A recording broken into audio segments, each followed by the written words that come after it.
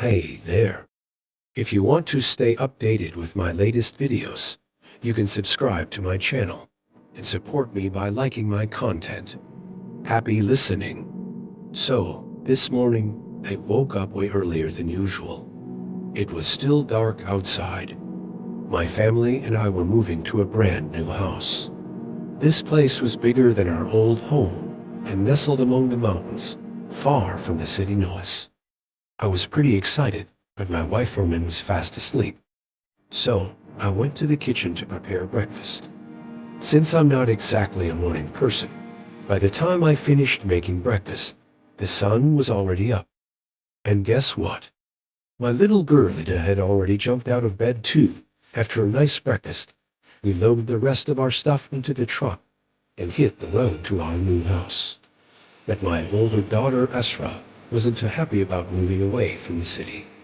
Being a teenager, she preferred the hustle and bustle of urban life. Luckily, we reached our new home pretty quickly. Our new house was a duplex that looked like an old mansion, honestly.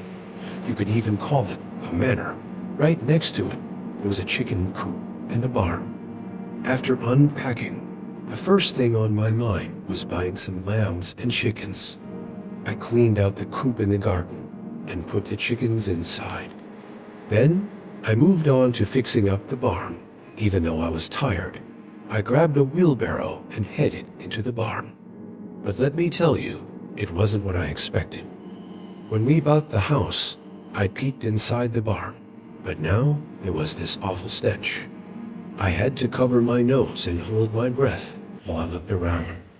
The barn was filled with leftover hay from the animals that used to live there, nothing else. I opened the door to let the smell air out. Meanwhile, Umin was watering the garden. Our girls were getting ready to go to school in Yeniki. While waiting for the smell to clear, I decided to sneak up behind Ermin and scare her as a joke. But Ermin wasn't herself today.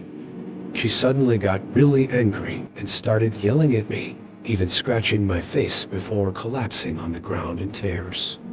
I'd never seen her this upset before. I bent down and tried to calm her down. She apologized through her sobs, saying she'd been having nightmares all night. I figured she was just not used to the new place yet, which was why she'd had those bad dreams. By evening, it was getting dark. Ida and Esra came back from school and went to their rooms to change. Meanwhile, Ermin was setting the table for dinner. The pot smelled amazing like meat. I love meat, so I was pretty excited when the kids joined us. We all sat down at the table together, but Ermin looked pale and distant. So, I took it upon myself to serve the food.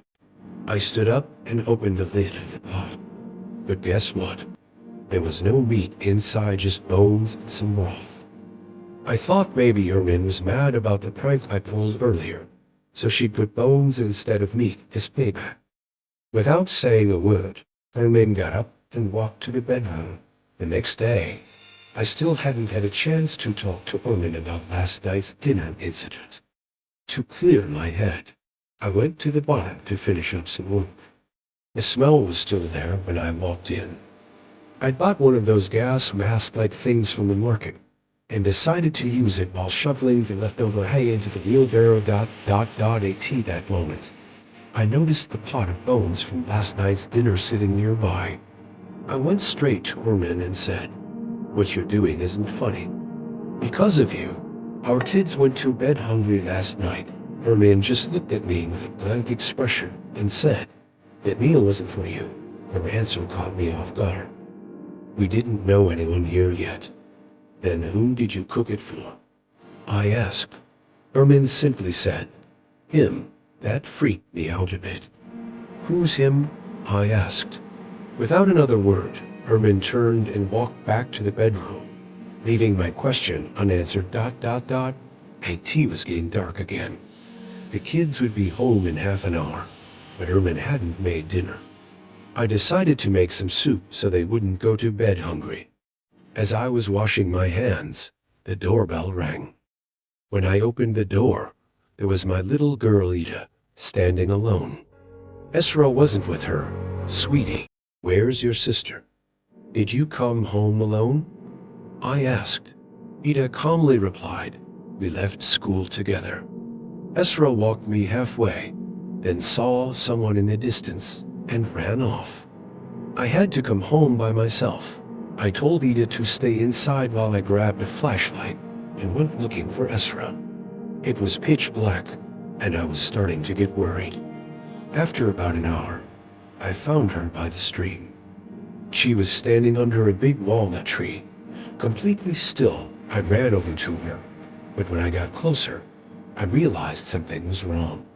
Ezra was naked, bleeding between her legs, with deep cuts all over her body. Her eyes were wide open, staring at the sky. She looked frozen. I quickly took off my jacket, wrapped it around her, and carried her back home. Once we got home, I bathed her in warm water, bandaged her wounds, helped her get dressed, and tucked her into bed. As she drifted off to sleep, I couldn't stop crying. Who could do such a horrible thing to her? Who was responsible? While I was sobbing, I turned around and saw Ermin standing behind me. I assumed she knew what had happened because she'd stayed in her room all evening. She approached me and said, "He did it." My legs went numb. Esra had been through something terrible, and now my wife was acting like she'd lost her mind. I didn't know what to do.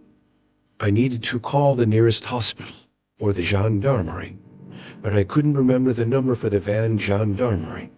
Feeling helpless, I stepped out onto the balcony, lit a cigarette, and tried to stop crying. Why was everything falling apart when we were supposed to be living peacefully?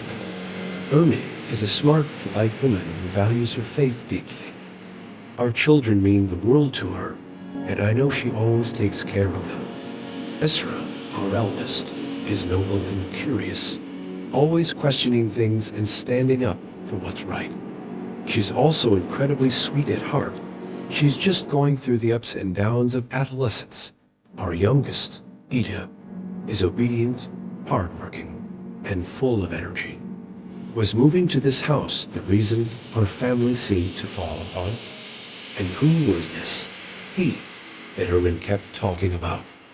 As I was pondering these questions, I suddenly heard a loud noise coming from inside.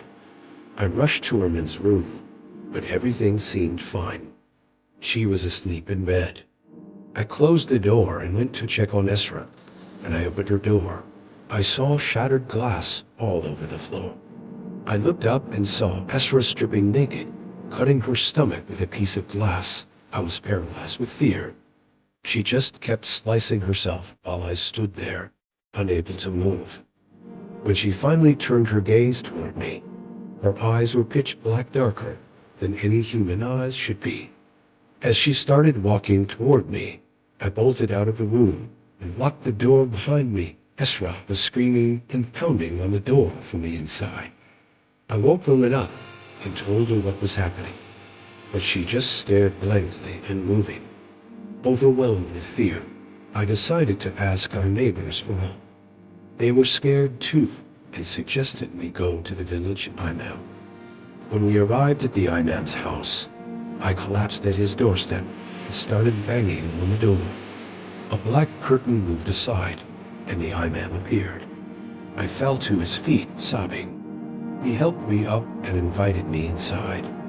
As soon as I stepped in, it felt like a massive weight had been lifted off my shoulders. I could breathe again. I told him everything from start to finish. He turned off the lights and lit some candles. Then he pricked my finger with a needle, collected a drop of blood, mixed it with other things in a bowl, and called in a young girl from another room. Her eyes were as black as Ermin's and Esra's. "The girl's eyes are just like my wife's and daughter's," I exclaimed. The imam reassured me not to be afraid. The girl whispered something in Arabic to him and left. The imam turned to me and said, "A promise made long ago is now being fulfilled." I didn't understand what he meant, but he handed me a small package wrapped in paper and tied with string. "Take this," he instructed. "Go to the barn of your new house. At the very end, There's a half-open door. Go down the stairs. Don't touch anything on the lower levels. Leave this package there and repeat a specific phrase 13 times. Then come straight back to me without stopping at home. It sounded like some kind of spell. When I reached the entrance of the barn, I could still hear screams coming from the house. This time, it wasn't just Ezra. Herman was screaming to ... As I descended the stairs. A disgusting smell hit me. Down below, I saw mutilated animal carcasses and baby skulls scattered around. I placed the package on the ground and repeated the phrase 13 times as instructed. The man had told me not to stop at home on my way back, but I ignored him. I decided to save my youngest daughter, Ida. I ran back to the house, scooped her up, and hurried out, breathless. I was heading back to the man's house when Herman and Ezra suddenly appeared in front of me, hugging each other tightly. I couldn't believe my eyes. If they were here, then who was screaming inside the house? I cautiously approached Herman and stammered, "You just..." Herman interrupted, "Please don't go back there. If you return, Ezra will lose her life." I didn't trust her. "Some things need to be explained," she added. "It's time for you to know everything."